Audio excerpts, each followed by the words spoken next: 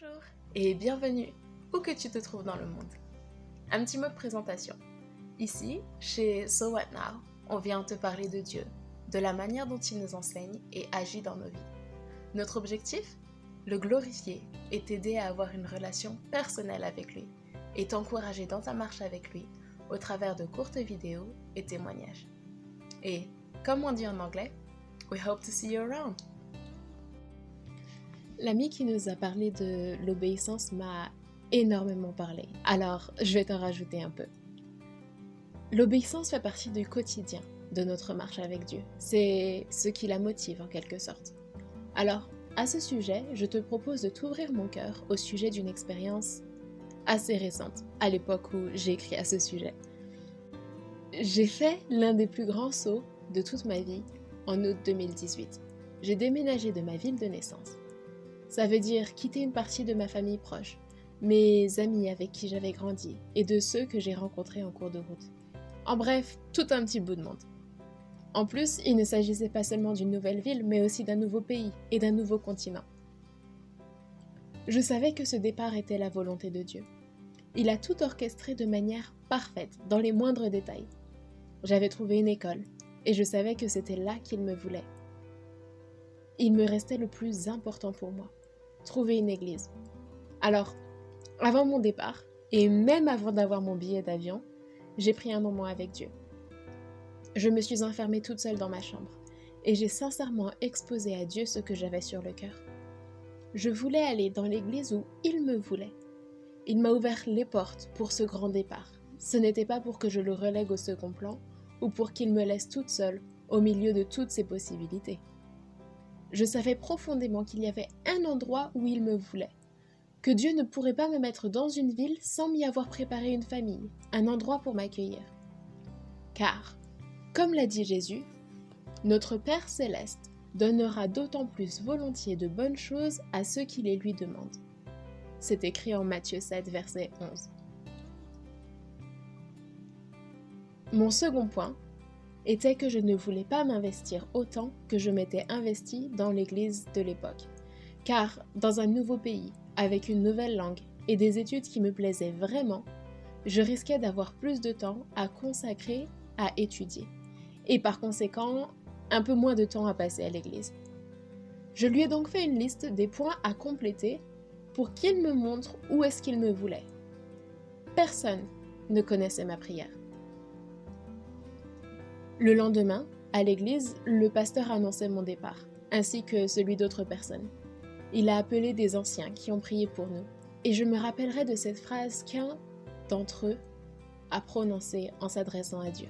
« Seigneur, fais que là où ils vont, ils te servent comme ils t'ont servi ici. » Le choc!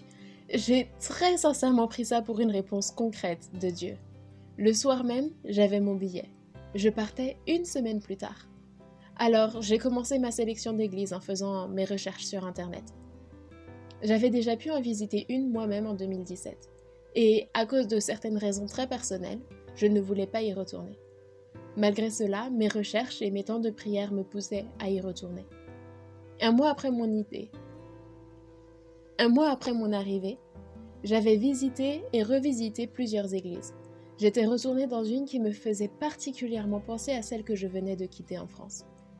Malgré tout, je savais pertinemment où Dieu me voulait, là où je n'avais aucune intention d'aller, mais également le seul endroit où toutes les conditions que j'avais présentées à Dieu étaient réunies.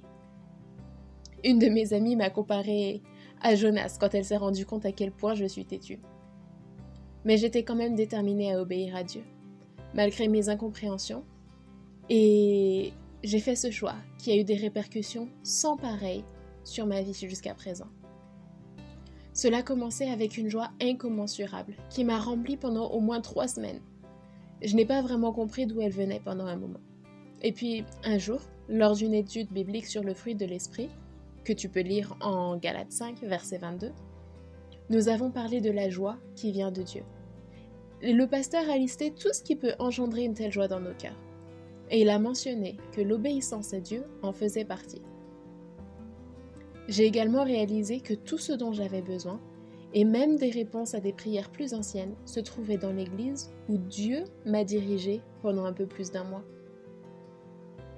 Le problème s'est à nouveau posé quand j'ai voulu servir à l'église. J'avais déjà choisi certains domaines où je voulais m'investir à cause des habitudes que j'avais prises avant, et un autre en particulier que je voulais absolument éviter parce que j'ai souvent cette impression d'être envahissante, surtout quand la majorité des personnes que je rencontre sont dans ces services comptables. Il s'avère que plusieurs personnes au sein de l'église m'ont poussé à demander à participer au sein de l'équipe de louange, alors que c'était le domaine que je voulais absolument éviter.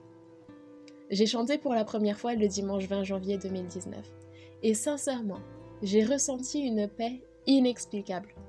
Et cette même joie dont je parlais plus haut. J'avais l'impression d'avoir Dieu qui se réjouissait à mes côtés de ce que je lui obéisse. Et j'étais ravie qu'il soit là, juste à côté de moi. Tout ça pour te dire que obéir à Dieu peut coûter beaucoup à notre propre volonté. Mais à la fin, lorsque tu te places entre les mains de Dieu, il n'y a pas de plus grand bonheur. Alors sincèrement, aujourd'hui, tu as la possibilité d'obéir ou pas à la volonté de Dieu pour toi. Je ne peux pas te promettre que toute ta vie se déroulera comme les expériences dont je t'ai parlé. Je ne peux pas t'assurer que ce sera toujours facile. Il faudra souvent mettre Je ne peux pas t'assurer que ce sera toujours facile. Il faudra souvent mettre ta propre volonté de côté pour laisser celle du Père se manifester pleinement dans ta vie. Mais c'est pour le meilleur. Mes expériences sont très personnelles par rapport à ma sensibilité et à mon caractère. Mais je ne crois pas que tu pourras ressentir de la tristesse à chercher ce que Dieu veut pour ta vie et à y obéir. Cela te permet d'être plus humble et de laisser plus de place à Dieu afin qu'il croisse et que nous diminuions. Avant qu'on se quitte aujourd'hui, j'aimerais te partager un chant qui m'a beaucoup parlé et je t'avoue que j'aurais aimé qu'il sorte plus tôt. Cela m'aurait évité certains combats. Avant que nous nous séparions aujourd'hui, j'aimerais te partager un chant qui m'a beaucoup parlé. Et je t'avoue que j'aurais aimé qu'il sorte plus tôt. Ça m'aurait évité certains de ces combats. Tu pourras trouver la traduction sur notre blog. Mais ce chant est Spirit Lead Me. Et j'espère qu'il t'encouragera et t'aidera autant qu'il m'a aidé. Sois béni abondamment. Merci d'avoir passé ce moment avec nous. Tu peux écouter nos autres épisodes sur notre compte, la So What Now playlist avec les chants qui nous plaisent sur YouTube et Spotify. N'oublie pas de t'abonner pour nous aider à atteindre plus de monde. À très bientôt!